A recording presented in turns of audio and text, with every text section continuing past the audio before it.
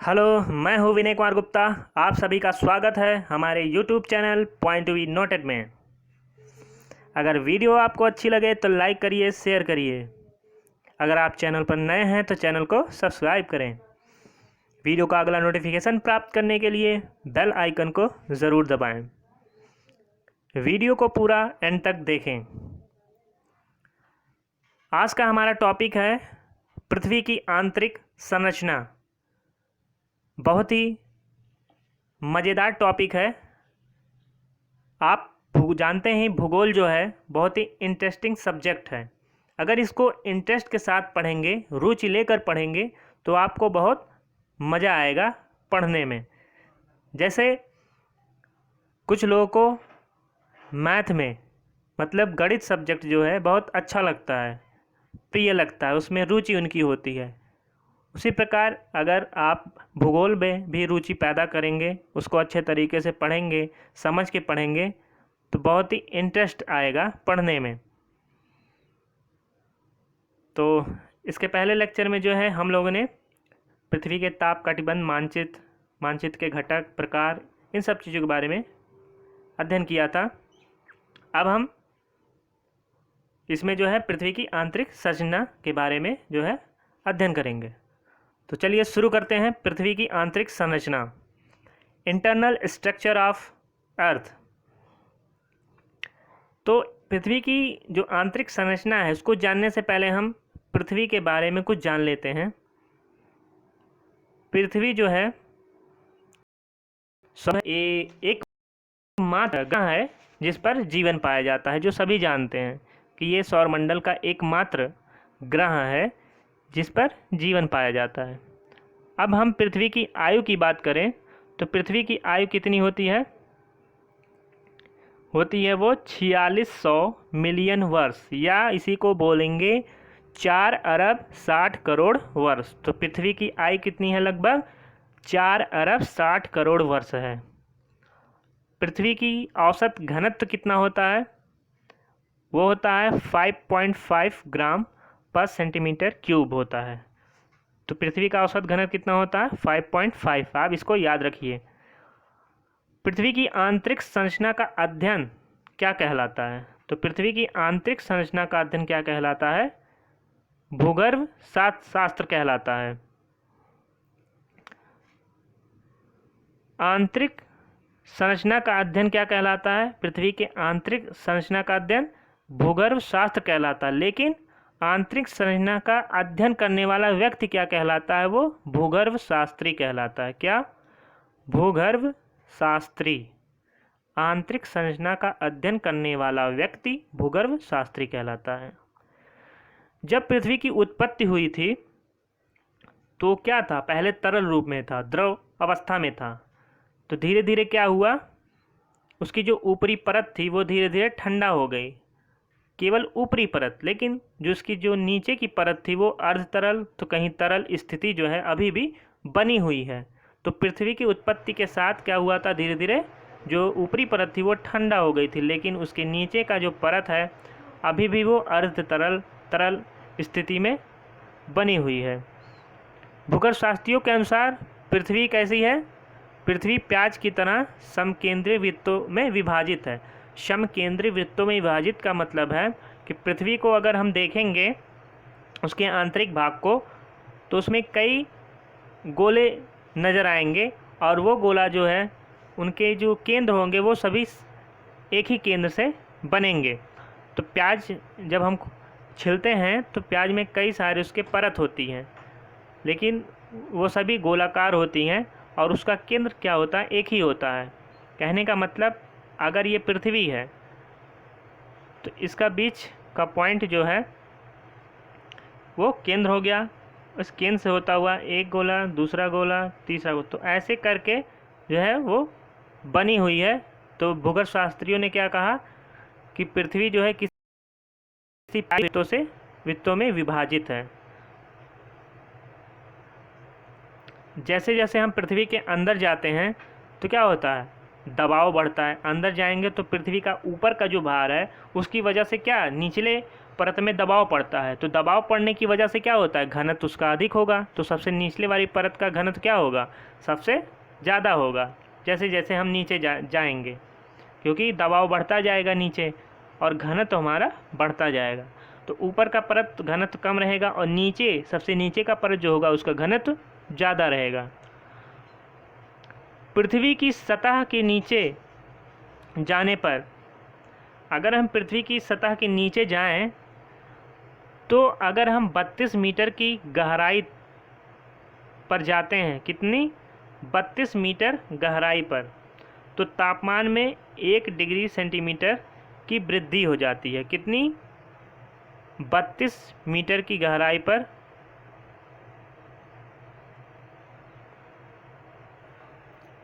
तो पृथ्वी की सतह के नीचे जो है अगर हम जाते हैं तो हर 32 मीटर की गहराई पर तापमान में कितनी वृद्धि होती है, 1 डिग्री सेल्सियस। कितनी, 1 डिग्री सेल्सियस की वृद्धि हो जाती है हर 32 मीटर की गहराई पर। तो ये चीज़ आप अपने दिमाग में रखे रहिए। और पृथ्वी के कोर का तापमान, कोर का मतलब सबसे अंदर, पृथ्वी के सबसे अंदर का जो पार्ट है जिसको क्रोड बोलते हैं, उसका तापमान लगभग 980 डिग्री सेल्सियस माना जाता है। कितना, 980 डिग्री सेल्सियस उसके कोर का तापमान माना जाता है। पृथ्वी को इसकी बनावट और उसमें मिलने वाले खनिज तत्वों और गहराई के आधार पर मुख्यतः कितने भागों में बांटा गया है, 3 भागों में, मुख्यतः 3 भागों में बांटा गया है। पहला भाग कौन सा है, पहला भाग जो है हमारा उसको बोला जाता है भूपर्पटी या क्रस्ट बोला जाता है। दूसरा है मेंटल, जिसको मेंटल बोलते हैं। तीसरा है क्रोड, इसी को कोर बोलते हैं। तो ये मुख्यतः 3 भाग हैं पृथ्वी के, भूपर्पटी, मेंटल, क्रोड। याद रखिए, भूपर्पटी, मेंटल और क्रोड, क्रस्ट, मेंटल, कोर। इस फिगर को अगर हम देखें तो देखते हैं सबसे अंदर वाला, पृथ्वी का जो अंदर वाला ये भाग है सबसे अंदर, तो ये क्या कहलाता है, इनर कोर। क्या कहलाता है, इनर कोर। तो ये अंदर वाला भाग क्या कहलाता है, इनर कोर, मतलब आंतरिक क्रोड। और इसके जस्ट ऊपर वाला जो है ये क्या कहलाता है, आउटर कोर, बाह्य क्रोड बोलते हैं इसको। अभी हम एक एक करके चर्चा करेंगे। तो फिर इसके बाद जो आता है हमारा ये लेयर, जो सिंगल लेयर आपको दिख रहा है, ये वाली लेयर, ये डी लेयर बोली जाती है। ये जो है आउटर कोर, और जिसको बोला जाता था लोअर मेंटल। तो लोअर मेंटल, और लोअर का मतलब निचला वाला जो मेंटल है उसके, और आउटर कोर, बाह्य क्रोड जो होता है, उसके बीच का जो संक्रमण क्षेत्र होता है वो उसको बोलते हैं डी लेयर। मतलब कुछ भाग इसका आउटर क्रोड होता है और कुछ भाग इसका लोअर मेंटल होता है, तो वो मिलके एक लेयर का निर्माण करते हैं। उसको कहते हैं क्या, डी लेयर। संक्रमण क्षेत्र होता है, संक्रमण क्षेत्र आउटर कोर और लोअर मेंटल के बीच। फिर उसके बाद ये जो हमारा लोअर मेंटल है और ये हमारा अपर मेंटल है, इसके बीच भी एक जोन होता है, ट्रांजिशन जोन, संक्रमण जोन जिसको बोलते हैं। तो ये होता है संक्रमण जोन, किसके किसके बीच, अपर मेंटल और लोअर मेंटल के बीच। और सबसे पृथ्वी का ऊपर वाला जो भाग है जिसको भूपर्पटी बोलते हैं वो होता है क्रस्ट। तो आप फिगर से समझ सकते हैं। अब एक एक करके हम देखते हैं। पहला है हमारा भूपर्पटी, पृथ्वी के सबसे ऊपर का भाग जो है उस वो क्या बोलते हैं उसको, भूपर्पटी, या क्या बोलते हैं उसको, क्रस्ट बोलते हैं। पहला है कि यह पृथ्वी की सबसे ऊपरी सबसे पतली परत है होती है जो ठोस अवस्था में होती है। ये 3 चीज़ आप याद रखिए, सबसे ऊपरी होती है, सबसे पतली परत होती है और ठोस अवस्था में होती है भूपर्पटी, जिसको क्या बोलते हैं, क्रस्ट बोलते हैं। इसकी मोटाई, अगर इसकी मोटाई की बात करें तो महाद्वीपों पर इसकी मोटाई लगभग 35 किलोमीटर होती है। कहाँ पर? महाद्वीपों पर। महाद्वीपों पर भूपर्पटी की मोटाई 35 किलोमीटर होती है और समुद्री सतह में इसकी 5 किलोमीटर मानी जाती है। तो ये दो चीज़ आप याद रखिए, महाद्वीपों पर 35, समुद्री सतह से 5 किलोमीटर मोटाई होती है भूपर्पटी की। और यही अगर हम हिमालय पर्वत श्रेणियों की बात करें तो उसके नीचे, हिमालय पर्वत श्रेणियों के नीचे जो भूपर्पटी है उसकी मोटाई कितनी है? लगभग 70 किलोमीटर। कितनी? 70 किलोमीटर। तो ये तीन चीज़ आप याद रखिए, महाद्वीपों पर लगभग 35 किलोमीटर और समुद्री सतह से भूपर्पटी का जो है गहराई, मोटाई क्या होता है, वो 5 किलोमीटर होता है। लेकिन हिमालय पर्वत की श्रेणियों के नीचे भूपर्पटी की मोटाई कितनी होती है? 70 किलोमीटर होती है। भूपर्पटी जो है वो भारी चट्टानों से बनी है। भारी चट्टान में कौन सा आता है? वो आता है बेसाल्ट चट्टान। तो भूपर्पटी जो है किससे बना होता है? बेसाल्ट चट्टान से बना होता है। भारी होते हैं और ये भंगुर होते हैं, बहुत जल्दी टूट जाते हैं। भंगुर का मतलब होता है जो बहुत मारने पर जल्दी टूट जाते हैं, बिखर जाते हैं, तो उसको भंगुर बोलते हैं। तो भूपर्पटी जो है भारी चट्टानों जैसे बेसाल्ट से बना है और बहुत भंगुर होता है। अब इस लेयर का, जो पृथ्वी का ऊपरी परत है भूपर्पटी, उसका घनत्व कितना होता है? लगभग 3 ग्राम पर सेंटीमीटर क्यूब है इसका घनत्व। तो ये घनत्व इसका याद रखिएगा। इस भाग में मुख्य रूप से क्या पाया जाता है? सिलिका पाया जाता है और एल्युमिनियम पाया जाता है। क्या पाया जाता है? सिलिका और एल्युमिनियम। तो जैसे इनमें तत्वों का जो है प्रधानता होती है, कौन से तत्व की? सिलिका और एल्युमिनियम जैसे तत्वों की। इसीलिए इस परत को क्या नाम दिया गया है? सियोल। सियोल किससे बना है? Si से सिलिका हो गया और प्लस एल्युमिनियम से क्या हो गया? ऑल। Si और Al मिलके क्या बन जाएगा? सियोल हो जाएगा। तो इसलिए इस परत को सियोल भी कहा गया है। किसको? भूपर्पटी को। तो ये चीज़ आप याद रखिए। तो किसकी प्रधानता है इस परत में? सिलिका और एल्युमिनियम की। अगला है हमारा मेंटल। दूसरी परत, बीच की जो परत होती है उसको क्या बोलते हैं? मेंटल बोलते हैं। मेंटल ही होता है, उसका इंग्लिश भी उसमें मेंटल ही बोलते हैं इंग्लिश में।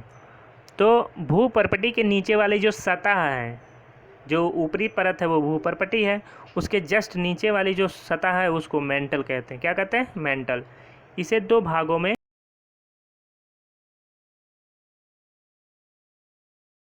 हमारा जो है निचला मेंटल,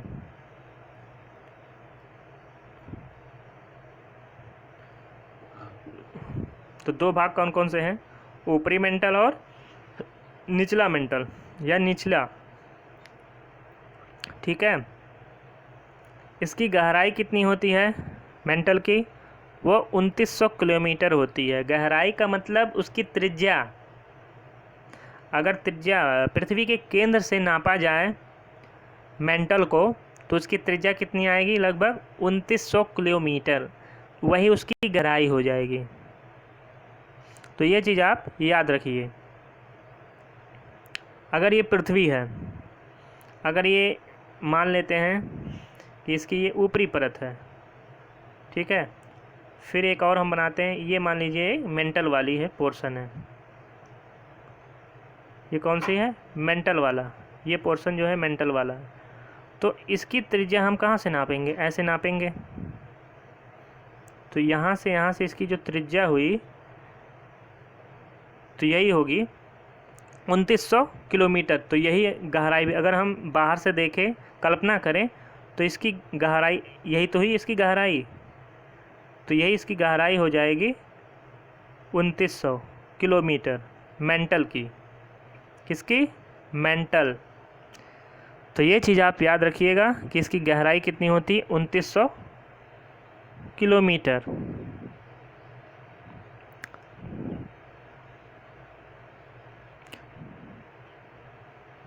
तो इसका घनत्व कितना होता है, लगभग 5 होता है। तो ये चीज़ आप याद रखिएगा कि इस बीच वाले परत जिसको मेंटल बोलते हैं उसका घनत्व 5 है। इसके पहले जो भूपर्पटी था उसका घनत्व कितना था, वो 3 था, और इसका घनत्व कितना होता है, 5 होता है मेंटल का। तो ये दोनों चीज़ आप याद रखिए।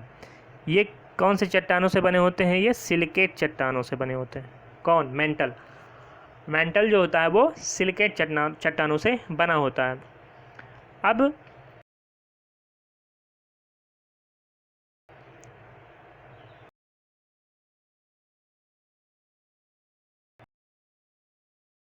दुर्बलता मंडल, तो मेंटल का ऊपरी भाग क्या बोला जाता है, दुर्बलता मंडल। इसको एस्थोनोस्फीयर भी बोलते हैं। क्या बोलते हैं, एस्थोनोस्फीयर। और इसमें एस्थोनो जो है उसका मतलब होता है कमज़ोर या दुर्बल। तो एस्थेनो का मतलब क्या होता है, दुर्बल। तो मेंटल का जो ऊपरी भाग है वो दुर्बल होता है, इसलिए इसको दुर्बलता मंडल कहते हैं, एस्थेनोस्फीयर बोलते हैं। तो एस्थेनो का मतलब क्या होता है, दुर्बल या कमज़ोर होना। इसका विस्तार का कितना है, लगभग 400 किलोमीटर तक माना जाता है। मेंटल का जो ऊपरी दुर्बलता वाला मंडल है उसका विस्तार कितना माना जाता है, 400 किलोमीटर माना जाता है। ये चीज़ आप याद रखिए। ज्वालामुखी उद्गार के दौरान, तो यही वो परत है जिससे लावा मैग्मा जो है निकलकर धरातल पर आता है। तो यही जो है स्रोत होता है ज्वालामुखी का, उद्गार का। ज्वालामुखी उद्गार जो होते हैं उनसे निकलने वाला जो लावा मैग्मा होता है तो वो यहीं से निकलते हैं, यही इसका मुख्य स्रोत माना जाता है। मेंटल का जो ऊपरी परत है, ऊपरी भाग है मेंटल का, दुर्बलता मंडल, इसी में पाया जाता है लावा मैग्मा, जो ज्वालामुखी उद्गार के समय जो है धरातल पर आते रहते हैं। तो ये चीज़ आप याद रखिएगा, बहुत इम्पॉर्टेंट है। भूपर्पटी एवं मेंटल के ऊपरी भाग मिलकर क्या निर्माण करते हैं, स्थल मंडल का, लिथोस्फीयर बोलते हैं। स्थल मंडल को क्या बोलते हैं, लिथोस्फीयर। जो हमारी सबसे ऊपरी परत है पृथ्वी की उसको भूपर्पटी बोलते हैं, उसके निचले वाली परत को मेंटल बोलते हैं।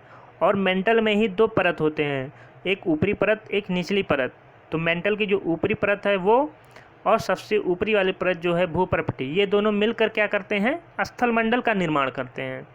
तो ये चीज़ आप याद रखिए कि भूपर्पटी और मेंटल का जो ऊपरी भाग है, जो दुर्बल मंडल बोला जाता है, वो दोनों मिलकर स्थल मंडल का निर्माण करते हैं। और इसकी मोटाई कितनी होती है, लगभग 10 से 200 किलोमीटर के बीच पाई जाती है।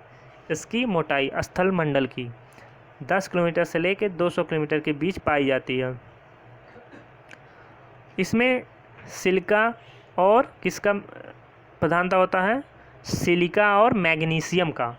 तो इस परत में, किसमें, मेंटल परत में सिलिका और मैग्नीशियम की प्रधानता होती है, इसीलिए इसे सीमा भी कहा जाता है। किसको, मेंटल को सीमा भी कहा जाता है। मेंटल परत को सीमा में Si, सिलिका, इससे मैग्नीशियम से Ma, तो यहाँ से दोनों मिलके क्या हो गया, सीमा। इंग्लिश में Si से सिलिका और मैग्नीशियम में Ma, मैग्नीशियम Ma वहाँ से मिल गया, तो ये दोनों मिलकर सीमा बन गया। तो लेकिन अगर हिंदी में कहें तो यस सा पे छोटी आ की मात्रा और माँ पे ए की मात्रा, तो सीमय, कहीं कहीं सीमय भी लिखा होता है हिंदी में। तो दोनों आप याद रखिए, सीमय भी बोला जाता है और सीमा भी बोला जाता है कहीं कहीं, तो दोनों याद रखिए। तो मेंटल को सीमा भी बोला जाता है या सीमय भी बोला जाता है। और यह परत जो है अर्ध तरल अवस्था में है। कौन सी परत जो है अर्ध तरल अवस्था में होती है, मेंटल परत जो है पृथ्वी का वो अर्ध तरल अवस्था में होती है, ना ज़्यादा ठोस होती है ना ज़्यादा द्रव अवस्था में होती है, वो दोनों का मिला जुला रूप होता है, अर्ध तरल अवस्था। अगला है हमारा क्रोड। क्या है, जो हमारी सबसे अंदर की परत होती है क्रोड, और क्रोड को भी 2 परतों में विभाजित किया गया है। एक बाहरी बाहरी क्रोड होता है, एक आंतरिक क्रोड होता है। तो देख लेते हैं। तो यह पृथ्वी की जो है सबसे अंदर की परत है। तो सबसे अंदर की परत क्रोड बोली जाती है, या 2 भागों में बटा है, एक बाहरी क्रोड होता है, एक आंतरिक क्रोड। तो सबसे अंदर की परत क्रोड और 2 भाग इसके कौन कौन से हैं, बाहरी क्रोड और आंतरिक क्रोड। अब इसकी गहराई कितनी होती है, लगभग 3500 किलोमीटर। कितना, लगभग 3500 किलोमीटर इसकी गहराई मानी जाती है। तो ये चीज़ आप याद रखिए कि क्रोड का जो गहराई है कितना होता है, वो 3500 किलोमीटर होता है। इसमें मुख्यतः निकिल और लोहा जैसे तत्वों की प्रधानता है। किसमें, क्रोड में। क्रोड में निकिल और लोहे की प्रधानता है, तो इसी वजह से इसको निफे भी बोलते हैं। निफे मतलब Ni से निकिल बन गया और Fe से जो बन गया वो फेरस लोहा बोला जाता है, तो यहाँ से बन गया निफे, तो इसलिए इसको निफे भी कहते हैं। किसको, क्रोड को। जो परत है, सबसे आंतरिक परत है पृथ्वी की, उसको क्या बोला जाता है, उसको निफे भी बोला जाता है। इसका घनत्व कितना होता है,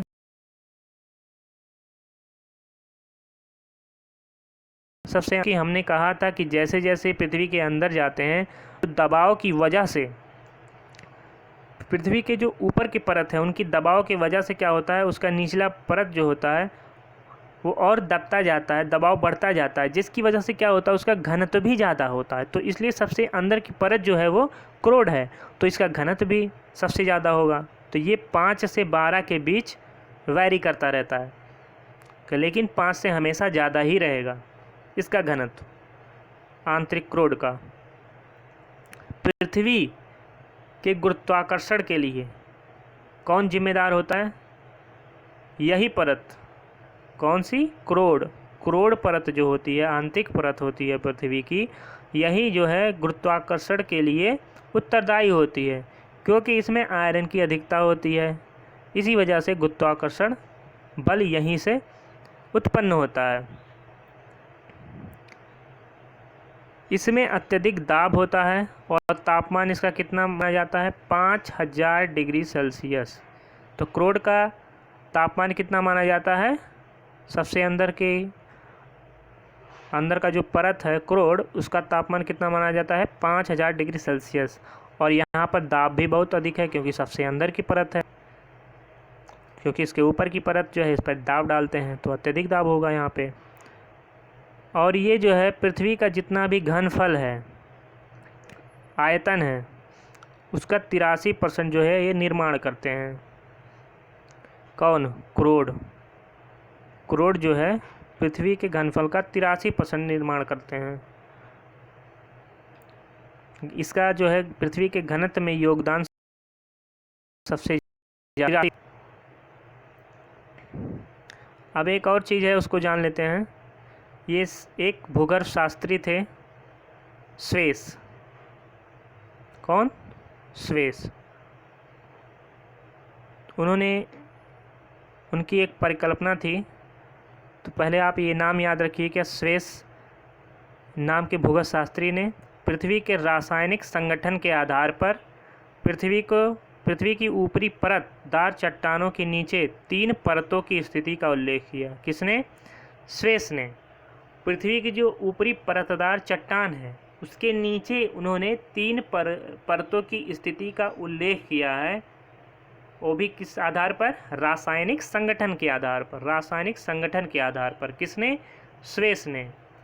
तो वो 3 परत कौन कौन सी है, एक है सियोल, जो हम तीनों परतों में हम बता चुके हैं, वही चीज़ है, बस बताया किसने था, इसको जानने के लिए मैंने ये डाल दिया था कि ये किसने बताया था। स्वेस की परिकल्पना थी ये। तो उन्होंने क्या 3 परत बताया, सियोल जिस बोलते हैं, और दूसरे परत को सीमा बोलते हैं, और तीसरे को निफे बोलते हैं। तो वही है सियोल जिसमें सिलिकॉन और एल्यूमिनियम की अधिकता है, सीमा जिसमें सिलिकॉन और मैग्नीशियम की अधिकता है, और निफे जो है उसमें निकिल और आयरन की अधिकता है। तो ये तीनों इन्होंने दिया था, स्वेस नामक भूगर्भ शास्त्री वैज्ञानिक थे। तो बस इतना ही यहाँ पे। तो वीडियो यहीं पे ख़त्म होता है। धन्यवाद। अगर वीडियो आपको अच्छी लगे तो लाइक करिए, शेयर करिए। अगर आप चैनल पर नए हैं तो चैनल को सब्सक्राइब करें। वीडियो का अगला नोटिफिकेशन प्राप्त करने के लिए बेल आइकन को ज़रूर दबाएं। अब इसके बाद ये टॉपिक ख़त्म होता है। अब इसके बाद हम कुछ इम्पॉर्टेंट क्वेश्चन लेके आएंगे अगले लेक्चर में। तो तब तक के लिए धन्यवाद।